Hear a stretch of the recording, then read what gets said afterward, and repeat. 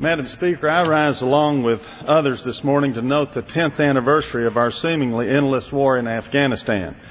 This is a war that long ago became much more about money for the Pentagon and defense contractors than about any real threat to the American people.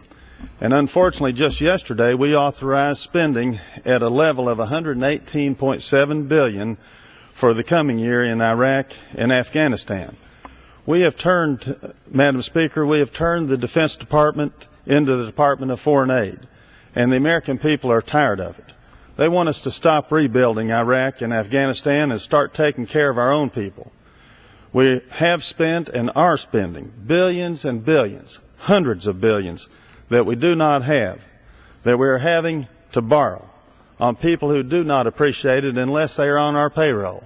I know last year Ahmad Karzai, the leader of Afghanistan, told ABC News that he wanted us to stay there another 15 or 20 more years. Well, he wants our money, but we don't have enough of it and we can't afford this. Alfred Regnery, the publisher of the conservative American Spectator magazine, wrote last October that, quote, Afghanistan has little strategic value, and, quote, the war is one of choice rather than necessity. He added that it has been a wasteful and frustrating decade. General Petraeus testified in front of one of the congressional committees several months ago that we should never forget that Afghanistan has become the graveyard of empires. The American people do not want, nor can we afford, endless, permanent wars, nor do they want 11 or 12-year wars that last about 3 times as long as World War II. Charlie Reese was a columnist for the Orlando newspaper, and a few years ago, probably in the mid or late 90s, he was voted the most popular columnist by C-SPAN viewers. Over 25,000 people, I think, participated in that poll. But he was very much opposed to these wars, and he wrote this. He wrote this about the Iraq war, but he said, but it applies equally well to Afghanistan.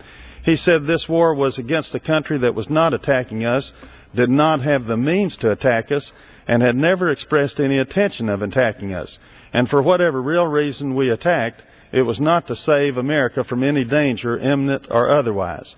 William F. Buckley, Jr., the conservative icon, wrote this a few years ago. He said, quote, a respect for the power of the United States is engendered by our success in engagements in which we take part. A point is reached when tenacity conveys not steadfastness of purpose, but misapplication of pride. I want to repeat that.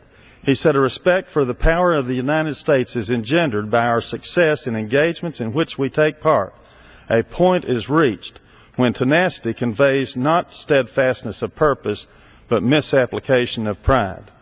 I think the American people long ago reached the point where they felt that these wars should come to an end and we should start taking care of our own country. George Ann Geyer, the conservative foreign policy columnist, wrote this a few years ago, quote, Americans still strangely complacent about overseas wars being waged by a minority in their name will inevitably come to a point where they will see they have to have a government that provides services at home or one that seeks empire across the globe. Madam Speaker, fiscal conservatives should be the ones most horrified by all this waste and all this spending. I wonder sometimes if there are any conservatives at the Pentagon, any fiscal conservatives at the Pentagon. And I will say once again, these wars became long ago more about money and power than they did about any real threat. And it is a shame what we are doing to the young people of this country, both those in the military and those outside the military. Just this past Sunday, I went to a funeral of another soldier, a young 21-year-old man in Madisonville, Tennessee, who had been killed in Afghanistan. And I can tell you, it's time to stop all the killings of all of our young people and let them have a good future in this country once again.